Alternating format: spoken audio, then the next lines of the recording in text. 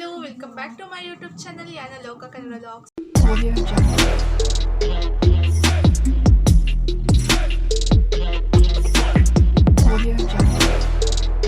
ಹೇಗಿದ್ದೀರಾ? I hope ಎಲ್ಲರೂ ಚೆನ್ನಾಗಿದ್ದೀರಾ ಅಂತ. ಸೊ ನಾನು ಕೂಡ ಅಷ್ಟೇ ಚೆನ್ನಾಗಿದ್ದೀನಿ. ಸೊ ಇವತ್ತು ನಾನು ಯಾವುದ್ರ ಬಗ್ಗೆ ವಿಡಿಯೋ ಮಾಡ್ತಿದ್ದೀನಿ ಅಂದರೆ, ಈಗಿನ ವೆದರ್ ಟೈಮಲ್ಲಿ ಮಕ್ಕಳಿಗೆ ಶೀತ, ನೆಗಡಿ, ಕೆಮ್ಮು ಮತ್ತು ಕಫ ಆಗೋದು, ಈ ಥರ ಪ್ರಾಬ್ಲಮ್ಸಿಂದ ಮಕ್ಕಳು ತುಂಬ ಸಫರ್ ಪಡ್ತಿರ್ತಾರೆ. ಸೊ ಇದಕ್ಕೆ ನಾವು ಯಾವ ಥರ ಮನೆಯಲ್ಲೇ ಟ್ರೀಟ್ಮೆಂಟ್ ಮಾಡ್ಕೋಬೋದು, ಅಥವಾ ನಾವು ಯಾವ ಥರ ಮನೆಮದ್ದನ್ನ ಮಕ್ಕಳಿಗೆ ಮಾಡ್ಬೋದು ಅನ್ನೋದ್ರ ಬಗ್ಗೆ ನಾನು ಇವತ್ತು ನಿಮಗೆ ತಿಳಿಸ್ಕೊಡ್ತೀನಿ. ನಾನು ಕೂಡ ನನ್ನ ಮಗಳಿಗೆ ಇದನ್ನೇ ಕೂಡ ಟ್ರೈ ಮಾಡೋದು. 1 ಡೇಸ್ ಅಥವಾ 2 ಡೇಸ್ ಇದನ್ನು ಟ್ರೈ ಮಾಡಿ ಕಮ್ಮಿ ಆಗಲಿಲ್ಲ ಅಂದರೆ ಮಾತ್ರ ನಾನು ಹಾಸ್ಪಿಟಲ್ಗೆ ಪಾಪುನ ಕರ್ಕೊಂಡು ಹೋಗೋದು.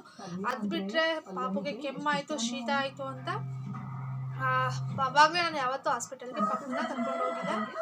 ನಾನು ಈ ಹಿಂದಿನ ವೀಡಿಯೋಗಳಲ್ಲಿ ನಿಮ್ಗೆ ಆಲ್ರೆಡಿ ತೋರಿಸಿರ್ತೀನಿ. ಮಕ್ಕಳಿಗೆ ಶೀತ ಆದರೆ, ನೆಗಡಿ ಆದರೆ ಅಥವಾ ಮೂಗು ಕಟ್ಕೊಂಡಿದ್ರೆ ಯಾವ ಥರ ಮನೆ ಮದ್ದನ್ನ ನಾವು ಮಾಡ್ಕೋಬೋದು ಅನ್ನೋದ್ರ ಬಗ್ಗೆ ನಾನು ನಿಮಗೆ ಆಲ್ರೆಡಿ ಹಿಂದಿನ ವೀಡಿಯೋದಲ್ಲಿ ತೋರಿಸಿದ್ದೀನಿ. ಇವತ್ತು ನಾನು ಕೆಮ್ಮಿಗೆ ಯಾವ ಥರ ಮನೆ ಮದ್ದನ್ನ ಮಾಡ್ಬೋದು ಅನ್ನೋದ್ರ ಬಗ್ಗೆ ನಾನು ಇವತ್ತು ನಿಮಗೆ ತಿಳಿಸ್ಕೊಡ್ತೀನಿ. ಸೊ ಬನ್ನಿ ವಿಡಿಯೋನ ಸ್ಟಾರ್ಟ್ ಮಾಡೋಣ. ಸೊ ಅದಕ್ಕಿಂತ ಮುಂಚೆ ಎಲ್ಲ ನನ್ನ ವೀಡಿಯೋಸ್ನ ನೋಡ್ತಿದ್ದೀರಾ, ಎಲ್ಲರೂ ಬೇಗ ನನ್ನ ಚಾನಲ್ನ ಸಬ್ಸ್ಕ್ರೈಬ್ ಮಾಡ್ಕೊಳ್ಳಿ. ಹಾಗೆ ಪಕ್ಕದಲ್ಲಿ ಕಾಣ್ತಿರೋ ಬೆಲ್ ಐಕನ್ನ ಕ್ಲಿಕ್ ಮಾಡಿ ಆಲ್ ಅಂತ ಸೆಲೆಕ್ಟ್ ಮಾಡಿ. ಸೊ ಇದರಿಂದ ನಾನು ಯಾವುದೇ ವಿಡಿಯೋ ಅಪ್ಲೋಡ್ ಮಾಡಿದ್ರು ನೋಟಿಫಿಕೇಶನ್ ನಿಮಗೆ ಬರುತ್ತೆ. ಹಾಗೆ ಫಸ್ಟು ಕೂಡ ನನ್ನ ವಿಡಿಯೋನ ನೀವೇ ನೋಡ್ಬೋದು. ಸೊ ನೀವು ಸಬ್ಸ್ಕ್ರೈಬ್ ಮಾಡೋದ್ರಿಂದ ನಾನು ಹೇಳುವಂಥ ವಿಷಯಗಳು ಬೇರೆಯವ್ರಿಗೆ ಸ್ಪ್ರೆಡ್ ಆಗುತ್ತೆ. ಸೊ ನಿಮ್ಗೆ ಯೂಸ್ ಆಗ್ದಂಗೆ ಬೇರೆಗೂ ಕೂಡ ಯೂಸ್ ಆಗುವಂಥ ಚಾನ್ಸಸ್ಗಳಿರುತ್ತೆ. ಪಾಪುಗೆ ಹುಷಾರಿಲ್ಲ ಅಂದರೆ ಕೆಲವೊಬ್ಬರಿಗೆ ವ್ಯವಸ್ಥೆ ಇರುತ್ತೆ ಹಾಸ್ಪಿಟ್ಲಿಗೆ ಕರ್ಕೊಂಡು ಹೋಗೋದು.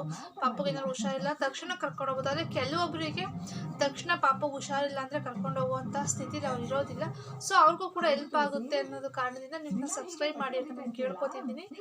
ಸೊ ಹಾಗೆ ನಿಮ್ಮ ರಿಲೇಷನಲ್ಲಿ ಅಥವಾ ನಿಮ್ಮ ಫ್ರೆಂಡ್ ಸರ್ಕಲಲ್ಲಿ ಯಾರೆಲ್ಲ ಮಕ್ಕಳಿರೋ ಅಂಥವ್ರು ಇರ್ತಾರೆ ನೋಡಿ, ಅವ್ರಿಗೂ ಕೂಡ ಇದನ್ನು ಶೇರ್ ಮಾಡಿ. ಸೊ ಅವ್ರಿಗೂ ಕೂಡ ಹೆಲ್ಪ್ ಆಗುತ್ತೆ ಅಂತ ಹೇಳ್ತೀನಿ. ಸೊ ಬನ್ನಿ ವಿಡಿಯೋನ ಸ್ಟಾರ್ಟ್ ಮಾಡೋಣ. ಮೊದಲನೇದಾಗಿ ನಾನಿವತ್ತು 5 ತಿಂಗಳು ಅಥವಾ 5 ತಿಂಗಳಿಂದ 6, 7, 8 ಈ 8 ತಿಂಗಳು ಒಳಗಿರೋ ಮಕ್ಕಳಿಗೆ ಯಾವ ಥರ ಮನೆ ಮದ್ದನ್ನ ಮಾಡ್ಕೋಬೇಕು, ಮತ್ತು 8 ತಿಂಗಳಿಂದ 1 ವರ್ಷದ ಗಂಟ ಮಕ್ಕಳಿಗೆ ಯಾವ ಥರ ಮನೆ ಮದ್ದನ್ನ ಕೆಮ್ಮಿಗೆ ಮಾಡ್ಬೋದು, ಮತ್ತು 1 ಮಂತಿಂದ ಜಾಸ್ತಿ 1 ಇಯರ್ಗಿಂತ ಜಾಸ್ತಿ ಇರುವಂತಹ ಮಕ್ಕಳಿಗೆ ಯಾವ ಥರ ಮನೆ ಮದ್ದನ್ನ ಕೆಮ್ಮಿಗೆ ಮಾಡ್ಬೋದು ಅನ್ನೋದ್ರ ಬಗ್ಗೆ ನಾನು ನಿಮಗೆ ತೋರಿಸ್ತೀನಿ. ಸೊ 1 by 1 ನಾನು ತೋರಿಸ್ತೀನಿ. ಸೊ ನೀವು ಹೋಗಿ ನೋಡ್ಕೊಬನ್ನಿ. ಒಂದು ಕಲ್ಲನ್ನ ತಗೊಳ್ಳಿ. ಆ ಕಲ್ಲನ್ನ ನೀಟಾಗಿ ಚೆನ್ನಾಗಿ ವಾಶ್ ಮಾಡಿಕೊಂಡು ನೀವು ಅದನ್ನು ತೊಗೋಬೇಕಾಗುತ್ತೆ. ಏಕೆಂದರೆ ಮಗುಗೆ ಯೂಸ್ ಮಾಡ್ತಿರೋದ್ರಿಂದ ಇನ್ಫೆಕ್ಷನ್ ಆಗುವಂಥ ಸಾಧ್ಯತೆಗಳಿರುತ್ತೆ. ಸೊ ನೀವು ಅದನ್ನು ಎಷ್ಟು ಚೆನ್ನಾಗಿ ತೊಳ್ಕೊತೀರಾ ಅಷ್ಟು ಒಳ್ಳೆಯದು.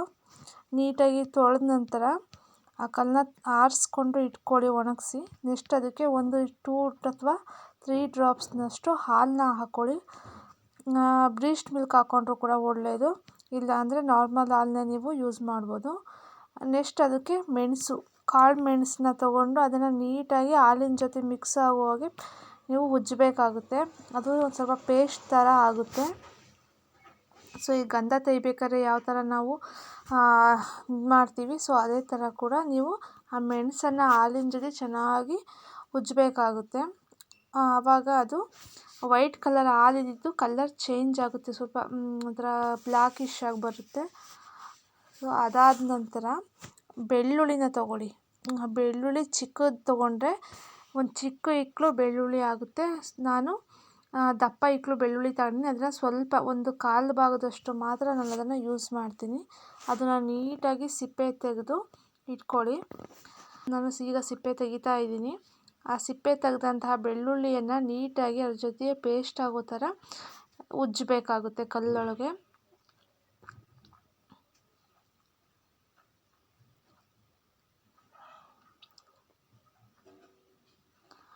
ನಾನು ಕೂಡ ಸ್ವಲ್ಪ ಬೆಳ್ಳುಳ್ಳಿನ ಯೂಸ್ ಮಾಡಿದೆ. ಸೊ ನನಗೆ ಸಾಕು ಅನ್ನಿಸ್ತು. ಬೆಳ್ಳುಳ್ಳಿ ನೀಟಾಗಿ ಪೇಸ್ಟ್ ಆಗೋ ಥರ ಉಜ್ಜಿದೆ. ನಂತರ ಬೆಳ್ಳುಳ್ಳಿನ ತೆಗೆದಿಟ್ಟು ನೆಕ್ಸ್ಟು ಅರಿಶಿನ ಕೊನೆನ ನಾನು ತೊಗೊಂಡೆ. ಟರ್ಮರಿಕ್ ಸ್ಟಿಕ್ ಅಂತ ಹೇಳ್ತಾರೆ ನೋಡಿ, ಟರ್ಮರಿಕ್ ಸ್ಟಿಕ್ ಅಂತ ಹೇಳ್ಬೋದು, ಅರಿಶಿನ ಕೊನೆ. ಅದನ್ನು ನೀವು ಆದಷ್ಟು ಪ್ಯೂರ್ ತಗೊಳ್ಳೋದಕ್ಕೆ ಟ್ರೈ ಮಾಡಿ, ಏಕೆಂದರೆ ಪ್ಯೂರ್ ತಗೊಂಡ್ರೆ ಒಳ್ಳೆಯದಿರುತ್ತೆ. ಸೊ ನಾನು ಕೂಡ ನಮ್ಮ ಮನೇಲೇ ಬೆಳೆದಿದ್ದಂಥ ಅರಿಶಿನ ಕೊನೆನ ನಾನು ತೊಗೊಂಡೆ. ನಮ್ಮ ಅಜ್ಜಿ ಮನೇಲಿ ಬೆಳೆದಿದ್ರು, ಅವರು ಕೊಟ್ಟಿದ್ದು ಇನ್ನೂ ಇದ್ದು. ಸೊ ಅದನ್ನು ನಾನು ಯೂಸ್ ಮಾಡ್ತಿದ್ದೀನಿ. ನಿಮಗೆ ಸ್ವಲ್ಪ ಗಟ್ಟಿ ಆಯಿತು ಅಂದರೆ ಇನ್ನೊಂದು ಸ್ವಲ್ಪ ಹಾಲನ್ನ ಆ್ಯಡ್ ಮಾಡಿಕೊಂಡು ಅರಿಶಿನ ಕೊಂಚ ನೀಟಾಗಿ ತೇಯಬೇಕು.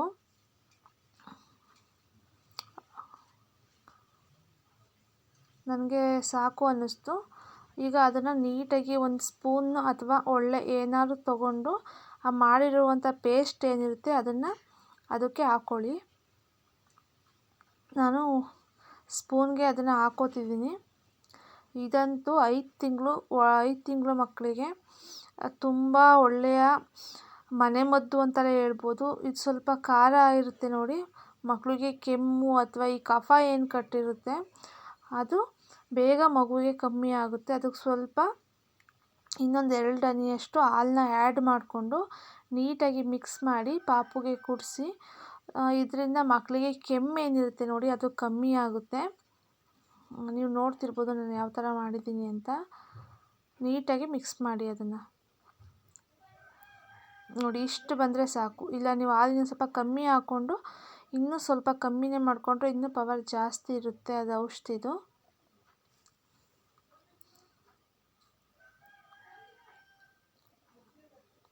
ಈಗ ನಾನು 2ನೇ ಮನೆ ಮದ್ದನ್ನ ನಿಮಗೆ ತೋರಿಸ್ತಿದ್ದೀನಿ. ಇದು ಬಂದು 1 ವರ್ಷದ ಮೇಲ್ಪಟ್ಟಂತಹ ಮಕ್ಕಳಿಗೆ ನಾನು ನಿಮಗೆ ಈ ತೋರಿಸ್ತಿರೋದು. 1 ವರ್ಷದ ಒಳಪಟ್ಟಂತಹ ಮಕ್ಕಳಿಗೆ ನಾನು ಆಮೇಲೆ ತೋರಿಸ್ತೀನಿ. ಈಗ 1 ವರ್ಷ ಮೇಲ್ಪಟ್ಟಂತಹ ವರ್ಷ 3 ವರ್ಷ ಈ ಥರ ಏಜ್ ಇರುವಂಥವ್ರಿಗೆ ನಾನೀಗ ತೋರಿಸ್ತಿರೋದು. ಒಂದು ವೀಳ್ಯದೆಲೆನ ನೀಟಾಗಿ ತೊಳೆದು ಅದನ್ನು ತಗೊಳ್ಳಿ. ಅದಕ್ಕೆ ಒಂದು ಮೆಣಸನ್ನು ಹಾಕಿ, ಆಮೇಲೆ ಪತ್ರೆ, ದೊಡ್ಡ ಪತ್ರೆ ಎಲ್ಲರ ಮನೆಯಲ್ಲೂ ಸಿಗುತ್ತೆ, ಎಲ್ಲರ ತೋಟಗಳಲ್ಲೂ ಇರುತ್ತೆ. ಅಥವಾ ನೀವು ಹೂವಿನ ಗಿಡ ಅಥವಾ ಎಲ್ಲರೂ ಹಾಕಿರೋ ಕೂಡ ಅದನ್ನು ಬೆಳೆಸಿರ್ತೀರ, ಅದನ್ನು ಕೂಡ ಯೂಸ್ ಮಾಡಿ. ಮತ್ತು ಬೆಳ್ಳುಳ್ಳಿನ ತಗೊಳ್ಳಿ. ಬೆಳ್ಳುಳ್ಳಿ ನಾನು ದೊಡ್ಡದು ತೊಗೊಂಡಿರೋದ್ರಿಂದ ಅದರಲ್ಲಿ ಒಂದು 1/4 ಭಾಗದಷ್ಟು ಮಾತ್ರ ಬೆಳ್ಳುಳ್ಳಿನ ತಗೊಳ್ಳಿ. ಅದನ್ನು ಎಲೆ ಜೊತೆ ಹಾಕಿ. ನೆಕ್ಸ್ಟ್ ಬಂದು ತುಳಸಿ ದಳನೂ ಅಷ್ಟೇ ನೀಟಾಗಿ ತೊಳೆದು ಇಟ್ಕೋಬೇಕು. ತುಳಸಿ ದಳನೂ ಕೂಡ ನೀಟಾಗಿ ಅದರೊಳಗೆ ಹಾಕಿ. ನೆಕ್ಸ್ಟು ಅದರ ಜೊತೆಗೆ 1 ಅಥವಾ 2 ಮೆಣಸನ್ನು ಹಾಕ್ಕೊಳ್ಳಿ. ಹಾಕಿದಂತಹ ಎಲ್ಲ ಪದಾರ್ಥಗಳನ್ನ ನೀಟಾಗಿ ಫೋಲ್ಡ್ ಮಾಡಿ ನೀಟಾಗಿ ಜಜ್ಕೋಬೇಕಾಗುತ್ತೆ. ನಾನು ನೋಡಿ ನೀವು ಎಚ್ತಿದ್ದೀನಿ, ಅದು ರಸ ಬರೋವರೆಗೂ ನಾವು ಅದನ್ನು ಜಜ್ಜಬೇಕಾಗುತ್ತೆ. ನಾವಿಲ್ಲಿ ಪತ್ರೆನ ಹಾಕಿರೋದ್ರಿಂದ ಅದು ನೀಟಾಗಿ ರಸ ಬಿಡುತ್ತೆ. ದೊಡ್ಡವರು ಅಷ್ಟೇ ಈ ಪತ್ರೆ ಜೊತೆಗೆ ಸ್ವಲ್ಪ ಉಪ್ಪನ್ನು ಹಾಕ್ಕೊಂಡು ತಿನ್ನೋದ್ರಿಂದ ದೊಡ್ಡವ್ರಿಗೆ ಕೆಮ್ಮೇನಿರುತ್ತೆ ನೋಡಿ ಅದು ಕೂಡ ಕಮ್ಮಿ ಆಗುತ್ತೆ. ನಾನು ಕೂಡ ಈಗ ಸ್ವಲ್ಪ ದಿವಸದಲ್ಲಿ ಕೆಮ್ಮು ಜಾಸ್ತಿ ಆಗಿಬಿಟ್ಟಿತ್ತು. ಅದನ್ನು ನಾನು ತಿಂದಿದ್ದರಿಂದ ನನಗೆ ಆಲ್ಮೋಸ್ಟ್ ಕಮ್ಮಿ ಆಯಿತು. ಆಲ್ಮೋಸ್ಟ್ ಅನ್ನೋದೇನು ಫುಲ್ಲೇ ನಂಗೆ ಕಮ್ಮಿ ಆಯಿತು. ಈ ದೊಡ್ಡ ಪತ್ರೆ ಮತ್ತು ಉಪ್ಪನ್ನ 2 ಸೇರಿ ತಿನ್ನೋದ್ರಿಂದ ಕಮ್ಮಿ ಆಗುತ್ತೆ. ಈಗ ಅದನ್ನು ನೀಟಾಗಿ ಜಜ್ಜಿ, ವೀಳ್ಯದೆಲೆ ಮತ್ತು ಆ ದೊಡ್ಡ ಪತ್ರೆ ಅಂತ ಏನಂತಾರೆ ನೋಡಿ ಅದು ರಸ ಬಿಡಬೇಕು. ಮತ್ತು ಆ ಬೆಳ್ಳುಳ್ಳಿ ಹಾಕಿರ್ತೀವಲ್ಲ ಅದು ಕೂಡ ಅದ್ರ ಜೊತೆ ಸೇರಿ ಸ್ಮ್ಯಾಶ್ ಆಗಿ ಅದರ ರಸ ಕೂಡ ಬಿಡಬೇಕು. ಮತ್ತು ತುಳಸಿನೂ ಅಷ್ಟೇ, ಹಾಗೆ ತಿಂತಾರೆ ತುಳಸಿನ. ಸೊ ತುಳಸಿಲೂ ಕೂಡ ಔಷಧೀಯ ಗುಣಗಳಿರ್ತವೆ. ಎಲ್ಲಾದರೂ ರಸ ಆಚೆ ಬಂದಾದಮೇಲೆ ಅದನ್ನು ನೀವು ಒಂದು ಗ್ಲಾಸ್ಗೆ ಅಥವಾ ಒಂದು ಸ್ಪೂನ್ಗೆ ಅದನ್ನು ರಸನ ಇಂಟ್ಕೋಬೇಕಾಗುತ್ತೆ. ನಾನಿಲ್ಲಿ ಸ್ಪೂನ್ಗೆ ರಸನ ಇಂಟ್ಕೋಬೇಕು. ನಾನೀಗ ನೀಟಾಗಿ ಅದನ್ನು ತಗೊಂಡು ಅದರ ರಸ ತಕ್ಕೋತಿದ್ದೀನಿ.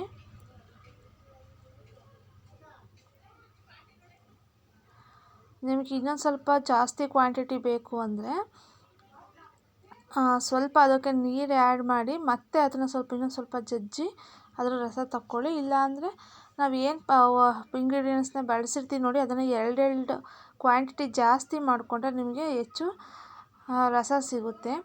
ಸೊ ಅದನ್ನು ಒಂದು ತೊಟ್ಟು ಆ ಹಾಲಿನ ಜೊತೆ ಹಾಕಿಬಿಟ್ಟು ಅದನ್ನು ಮಿಕ್ಸ್ ಮಾಡಿಕೊಂಡು ಮಗುಗೆ ಕೊಡ್ಬೋದು.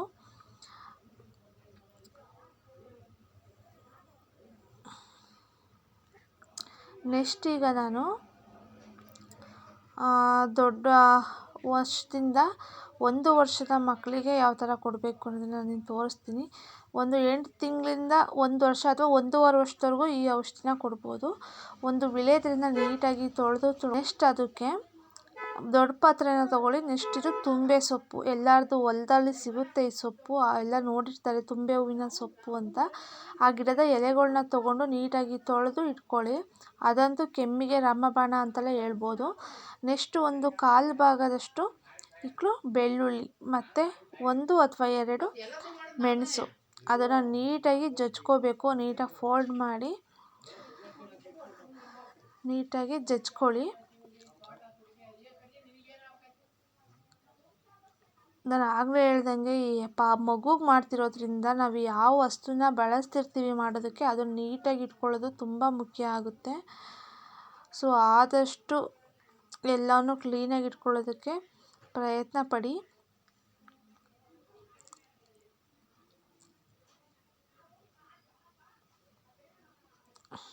ಈಗ ಅದನ್ನು ನೀಟಾಗಿ ಜಜ್ಕೊಳ್ಳಿ.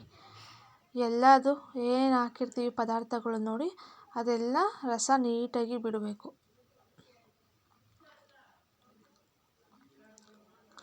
ಕೆಲವೊಬ್ಬರು ವೀಳ್ಯದೆಲೆನ ಸ್ವಲ್ಪ ಬೆಚ್ಚಗೆ ಮಾಡಿಕೊಂಡು ಅನಂತರ ಅದನ್ನು ಮಿಕ್ಸ್ ಮಾಡಿ ಅದರ ರಸ ತಕ್ಕೋತಾರೆ. ಸೊ ಬೆಚ್ಚಗೆ ಮಾಡೋಕ್ಕಿಂತ ಈಗ ಮಾಡಿದ್ರೆ ಬೆಸ್ಟ್ ಅಂತ ಹೇಳ್ತೀನಿ. ಅದು ಅವ್ರವ್ರಿಗೆ ಅನುಕೂಲಕ್ಕೆ ತಕ್ಕಂತೆ ಅವ್ರು ಮಾಡ್ಕೋತಾರೆ. ನಾನು ಮಾತ್ರ ಇದೇ ಥರನೇ ಮಾಡೋದು. ನನಗೆ ಹೇಳ್ತಿರೋದು ಪ್ರತಿಯೊಂದು ಮನೆಮದ್ದು ಕೂಡ ನಾನು ನನ್ನ ಮಕ್ಕಳಿಗೆ ಟ್ರೈ ಮಾಡುವಂಥ ಮನೆಮದ್ದುಗಳು. ಅದನ್ನು ನೀಟಾಗಿ ಸ್ಮ್ಯಾಶ್ ಮಾಡ್ಕೊಳ್ಳಿ. ನಿಮಗೆ ನೀರು ಬೇಕು ಅಂತ ಅನಿಸಿದ್ರೆ ಸ್ವಲ್ಪ ನೀರನ್ನ ಆ್ಯಡ್ ಮಾಡ್ಕೋಬೋದು. ನಾನಿಲ್ಲಿ ನೀರನ್ನ ಆ್ಯಡ್ ಮಾಡ್ತಿಲ್ಲ, ಬೇಕಾದರೆ ಆ್ಯಡ್ ಮಾಡ್ಕೋಬೋದು ಅಷ್ಟೇ. ಸ್ವಲ್ಪ ಮಕ್ಕಳು ದೊಡ್ಡವಿದ್ದರೆ ಅವರಿಗೆ ಸ್ವಲ್ಪ ಜಾಸ್ತಿ ಕ್ವಾಂಟಿಟಿಲಿ ಕೊಡಬೇಕು ಅಂತ ಅನಿಸಿದ್ರೆ ನೀವು ಸ್ವಲ್ಪ ಅದಕ್ಕೆ ನೀರನ್ನ ಆ್ಯಡ್ ಮಾಡ್ಕೊಳ್ಳಿ.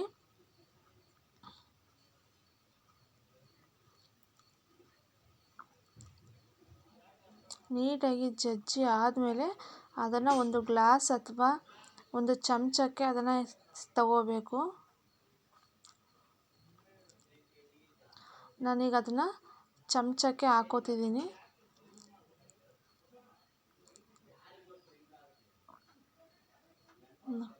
ನೀಟಾಗಿ ರಸ ತಕ್ಕೋಬೇಕು.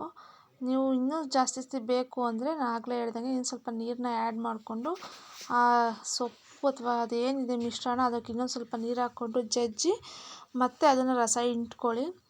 ಹಾಗೆ ಈ ರಸಕ್ಕೆ ಒಂದು ಸ್ವಲ್ಪ ಹಾಲನ್ನ ಮಿಕ್ಸ್ ಮಾಡ್ಕೊಳ್ಳಿ. ಇದನ್ನು ಒಂದು ಗ್ಲಾಸ್ಗೆ ಹಾಕ್ಕೊಂಡು 1-2 ಹನಿ ಆ ಹಾಲನ್ನ ಹಾಕ್ಕೊಂಡು ಜೇನುತುಪ್ಪನ ಇದಕ್ಕೆ ಮಿಕ್ಸ್ ಮಾಡು ಕುಡಿಬೇಕು. ನಮ್ಮಲ್ಲಿ ಈಗ ಸ್ವಲ್ಪ ಜೇನುತುಪ್ಪ ಖಾಲಿಯಾಗಿತ್ತು, ಅದರಿಂದ ನಾನು ಜೇನುತುಪ್ಪನ ನಿಮ್ಗೆ ಹಾಕೋದು ತೋರಿಸ್ತಿಲ್ಲ. ನೀವು ಆ ಮಗುಗೆ ಕುಡಿಸ್ಬೇಕಾದ್ರೆ ಜೇನುತುಪ್ಪನ ಆ್ಯಡ್ ಮಾಡಿ ಮಗುಗೆ ಕುಡಿಸಿ. ಇದರಿಂದಲೂ ಅಷ್ಟೇ ನೀವು ಬೇಗ ರಿಸಲ್ಟ್ನ ಕಂಡ್ಕೋತೀರ, ಎಷ್ಟು ಬೇಗ ಕಮ್ಮಿ ಆಗುತ್ತೆ ಅಂತ ನೀವೇ ನೋಡ್ತೀರಾ. ಸೊ ಇದನ್ನು ಮಗುಗೆ ಜೇನುತುಪ್ಪ ಮಿಕ್ಸ್ ಮಾಡಿ ಮಗುಗೆ ಕುಡಿಸಿ. ತುಂಬ ಒಳ್ಳೆ ಮನೆಮದ್ದುಗಳು ಇವೆಲ್ಲ, ಮನೆಯಲ್ಲೇ ಸಿಗುವಂತಹ ಪದಾರ್ಥಗಳಿಂದ ಮಾಡಿರೋ ಅಂಥದ್ದು. ನೋಡಿದ್ರಲ್ಲ, ಮಕ್ಕಳಿಗೆ ನಮ್ಮ ಮನೆಯಲ್ಲೇ ಸಿಗುವಂತಹ ಪದಾರ್ಥಗಳಿಂದ ಯಾವ ಥರ ಮನೆಮದ್ದನ್ನ ಮಾಡಿ ಮಕ್ಕಳಿಗಾಗುವಂತಹ ತೊಂದರೆಗಳ್ನ ನಿವಾರಣೆ ಮಾಡ್ಬೋದು ಅನ್ನೋದ್ರ ಬಗ್ಗೆ ನಾನು ಇವತ್ತು ನಿಮಗೆ ತಿಳಿಸ್ಕೊಟ್ಟೆ. ಸೊ ನಾನು ಕೂಡ ನನ್ನ ಮಗಳಿಗೆ ಇದನ್ನೇ ಕೂಡ ಟ್ರೈ ಮಾಡ್ತಿದ್ದೆ, ಅವಳಿಗೂ ಕೂಡ ಹುಷಾರಾಗ್ಬಿಡೋದು. ಬಟ್ ಮಾರ್ನಿಂಗೇ ಇನ್ನೂ ಯೂಸ್ ಮಾಡಿಲ್ಲ, ಏಕೆಂದರೆ ಅವಳಿಗೆ ಕೆಮ್ಮಾಗಲಿ ಬೇರೆ ಪ್ರಾಬ್ಲಮ್ಸ್ ಯಾವುದೂ ಇನ್ನೂ ಬಂದಿಲ್ಲ. ಸೊ ಬರಬಾರ್ದು ಅಂತಲೂ ನಾನು ಕೇಳ್ಕೊತೀನಿ. ಅಕಸ್ಮಾತ್ ಆದರೂ ಕೂಡ ನಾನು ಇದೇ ಹೋಮ್ ರೆಮಿಡಿನ ಯೂಸ್ ಮಾಡೋದು. ನನ್ನ ಫ್ರೆಂಡ್ ಸರ್ಕಲಲ್ಲಿ ತುಂಬ ಜನಕ್ಕೆ ಇದನ್ನು ನಾನು ಹೇಳಿದ್ದೀನಿ. ಸೊ ಅವರು ಕೂಡ ಟ್ರೈ ಮಾಡಿ ಒಳ್ಳೆ ರಿಸಲ್ಟ್ ಕೂಡ ಬಂದಿದೆ ಅಂತ ಹೇಳ್ತಾರೆ. ಸೊ ಅವರು ಕೂಡ ಅವ್ರ ಫ್ರೆಂಡ್ಸ್ಗೆಲ್ಲ ರೆಫರ್ ಮಾಡಿದ್ದಾರೆ. ಸೊ ನಿಮಗೂ ಕೂಡ ನಾನು ಹೇಳ್ತೀನಿ, ಮೊದಲು ಈ ಮನೆಮದ್ದನ್ನ ಮಾಡಿ ಆಮೇಲೆ ಬೇಕಾದ್ರೆ ಹುಷಾರಾಗಲಿಲ್ಲ ಅಂದರೆ ಮಾತ್ರ ಹಾಸ್ಪಿಟಲ್ಗೆ ಕರ್ಕೊಂಡೋಗಿ. ಸೊ ಈ ಮನೆಮದ್ದು ನಿಜವಾಗ್ಲೂ ನಿಮ್ಮ ಮಕ್ಕಳಿಗೆ ವರ್ಕ್ ಆಗುತ್ತೆ ಅಂತ ಹೇಳ್ತೀನಿ. ಸೊ ಈ ವಿಡಿಯೋನ ಇಲ್ಲಿಗೆ ಎಂಡ್ ಮಾಡ್ತಿದ್ದೀನಿ. ಯಾರೆಲ್ಲ ನನ್ನ ವೀಡಿಯೋಸ್ನ ನೋಡ್ತಿದ್ದೀರಾ ಮತ್ತೊಮ್ಮೆ ಹೇಳ್ತಿದ್ದೀನಿ, ದಯವಿಟ್ಟು ನನ್ನ ಚಾನಲ್ನ ಸಬ್ಸ್ಕ್ರೈಬ್ ಮಾಡ್ಕೊಳ್ಳಿ ಅಂತ. ಸೊ ನೆಕ್ಸ್ಟ್ ವಿಡಿಯೋದಲ್ಲಿ ನಾನು ನಿಮಗೆ ಸಿಗ್ತೀನಿ. ಅಲ್ಲಿವರೆಗೂ ಎಲ್ರಿಗೂ ನಮಸ್ಕಾರ.